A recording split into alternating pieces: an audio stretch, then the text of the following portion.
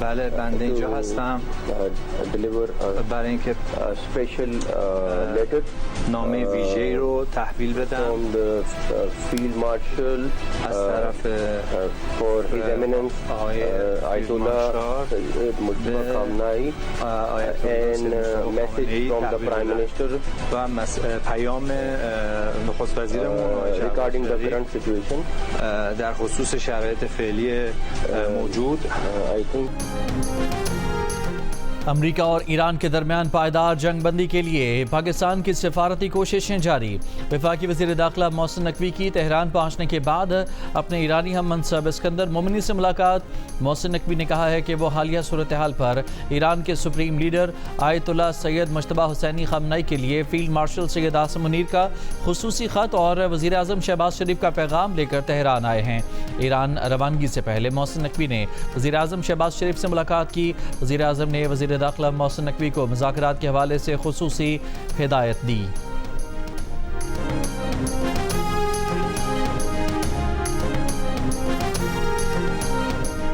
Iran में रजीम change में नाकामी पर इसराइल की खुफिया एजेंसी मोसाद में रजीम चेंज। ईरान हुकूमत का तख्ता उलटने में नाकामी पर मोसाद के नए सरबरा रोमन गवर्नमेंट ने नायब को बरतरफ कर दिया। गवर्नमेंट ने मंगल को मोसाद की सरबराही संभाली। मोसाद के इंटरनेशनल रिलेशंस ब्रांच के सरबरा ने पीर को इस्तीफ़ा दिया। अमरीकी न्यूज़ वेबसाइट के मुताबिक इम्कान है कि मज़ीद अफसरान को भी इस्तीफ़ा देना पड़ेगा। रिपोर्ट के मुताबिक नायब सरबरा को पिछले साल सैकड़ों एजेंट्स और 1 अरब शक्ल दिए गए थे। बरतरफ नायब सरबरा का नाम जाहिर नहीं किया गया, सिर्फ हुर्फ ए से मंसूब किया गया। अमरीका ईरान के मुंजमद असासे खलीजी इत्तेहादियों को फराहम करेगा। गैर मुल्की खबर एजेंसी का ज़राए से दावा। रिपोर्ट के मुताबिक खलीजी ममालिक ईरान की जानिब से होने वाले नुकसानात का अजाला कर सकेंगे। अमरीकी वज़ीर ख़ज़ाना ने टीम को खलीजी ममालिक को पहुँचने वाले नुकसानात का तखमीना लगाने की हिदायत कर दी। इसराइल अमरीका ईरान मुज़ाकरात के इंतहाई जारहाना अंदाज से जासूसी कर रहा है। अमरीकी अखबार की रिपोर्ट के मुताबिक पेंटागन ने इसराइल की जानिब से जासूसी के खदशात को इंतहाई सतह तक बढ़ा दिया। अमरीकी एहलकारों के हवाले से अखबार का दावा है कि अमरीका और इसराइल एक दूसरे की जासूसी करते हैं, जिसे बर्दाश्त भी किया जाता है, मगर अमरीका ईरान मुज़ाकरात के हवाले से जिस कदर जासूसी की जा रही है वो तमाम हदें पार कर चुकी है।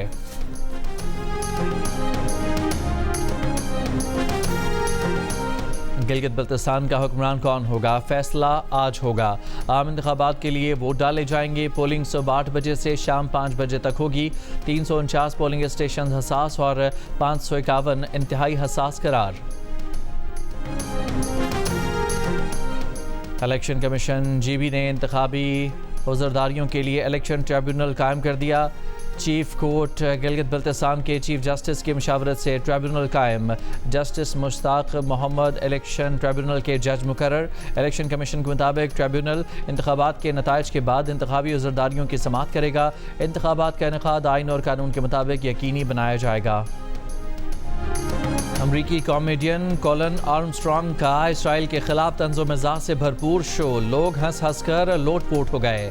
इसराइली बेसबॉल टीम को घर चोर कहने पर एक खातून की जानिब से शो में खलल डालने की कोशिश। कॉमेडियन ने तंज करते हुए जवाब दिया कि इसराइल ने पूरी दुनिया तबाह कर दी, आप मेरा शो तबाह कर रही हैं। कॉमेडियन शो ख़त्म करने लगा तो मजमे में से किसी ने कहा कि कम से कम एक और लतीफ़ा सुना दें। कॉमेडियन ने कहा कि मज़ीद लतीफ़े नहीं सुनाऊंगा, अमन से रहना चाहता हूँ। कॉमेडियन ने फिर खातून पर तंज जड़ दिया।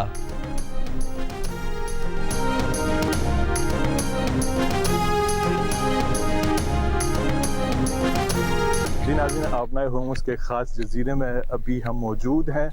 इस जजीरे की ख़ास बात यह है, इस पर मौजूद जो भी फोर्सेस होंगी वो पूरे आबना पर कंप्लीट कंट्रोल रख सकती हैं। ये जजीरा आम तौर पे साल भर में सयाहों से भरा होता है। ये जो एरिया है जहां हम खड़े हैं इसको रेड बीच कहते हैं।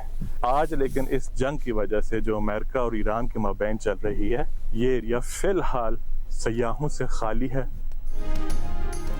नाजरीन को ताज़ा तरीन सूरत हाल से आगाह करने के लिए जियो न्यूज़ की आबना हुर्मस से कवरेज। आबना हुर्मस दुनिया भर में पेट्रोलियम मसनूआत की तरसील के लिए इंतहाई अहम है। अमरीका और ईरान के दरमियान तनाज़े की अहम वजह भी आबना हुर्मस ही है। आबना हुर्मस को ईरान और ओमान मुश्तरका तौर पर कंट्रोल करते हैं। ईरानी बॉर्डर गार्ड ने ज़ाबल रीजन की मशरकी सरहद पर दरअंदाजी की कोशिश नाकाम बना दी। 6 दहशतगर्द हलाक, बरामद असलहा कब्जे में ले लिया गया। ईरानी national security foreign policy commission के तर्जुमान इब्राहिम रज़ाई का कहना है कि ईरान खित्ते में तवाज़ुन कायम करने के अमल में शामिल है। अब किसी शरारत या बेअमनी पर मज़ीद तहम्मुल का मुज़ाहिरा नहीं किया जाएगा। ईरान के इस अमल से अमरीकियों को कुछ तकलीफ होगी, लेकिन वो धीरे धीरे इसके आदी हो जाएंगे।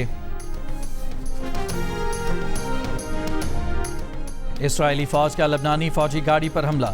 इसराइली फ़ौज ने लबनानी फ़ौजियों की एक गाड़ी को निशाना बनाया। एक अफसर समेत मुताद्दिद लबनानी फ़ौजी शहीद। ईरान की लबनानी फ़ौज पर इसराइली हमले की मज़म्मत। तर्जुमान ईरानी वज़ारत ख़ारजा इस्माइल बक़ाई ने कहा, लबनान और लबनानी फ़ौज पर इसराइल का गिरावना जुर्म और जारहियत का वाज़ेह पैगाम है कि इसराइल लबनान के लिए सलामती, इस्तेहकाम या खुशहाली नहीं चाहता। सहूनी फ़ौज लबनानी शहरियों, फ़ौजियों और मज़ामतकारों को यकसा निशाना बना रही है। इस्माइल बक़ाई ने इसराइली हमले में शहीद अफराद के अहले खाना, लबनानी हुकूमत, फ़ौज और अवाम से ताज़ियत भी की।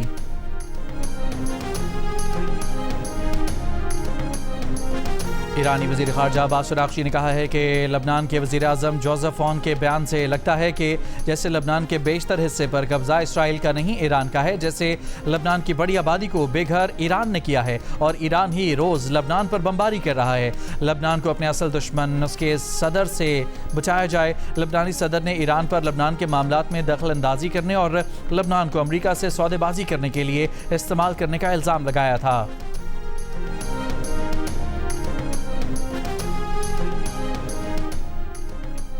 सऊदी अरब, कुवैत और बहरीन की ईरान के हमलों की मजम्मत। सऊदी वज़ारत ख़ारजा ने कहा कि ईरानी हमले इलाक़ाई और बैनुल-अक़वामी सलामती के लिए ख़तरा हैं।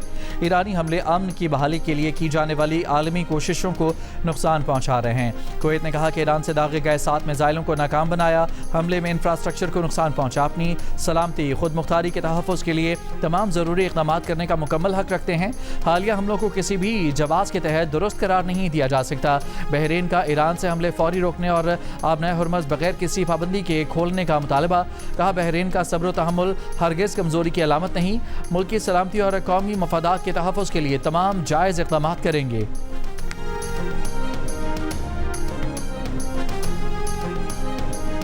अमरीकी सदर ट्रंप ने ईरान को ताकतवर और ख़ुद पर फ़ख्र करने वाला करार दे दिया। कहा कि इसीलिए ईरान ने जंग बंदी डील पर इत्तफाक नहीं किया।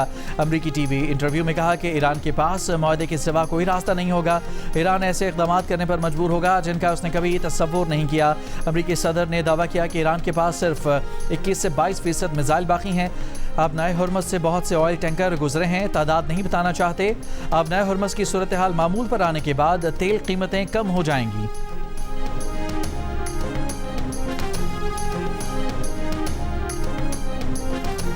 और वर्ल्ड कप खेलने वाली टीम का हिस्सा इराक़ के माया नाज फुटबॉलर एमन हुसैन को अमेरिका पहुंचने पर घंटों रोककर पूछगछ की गई।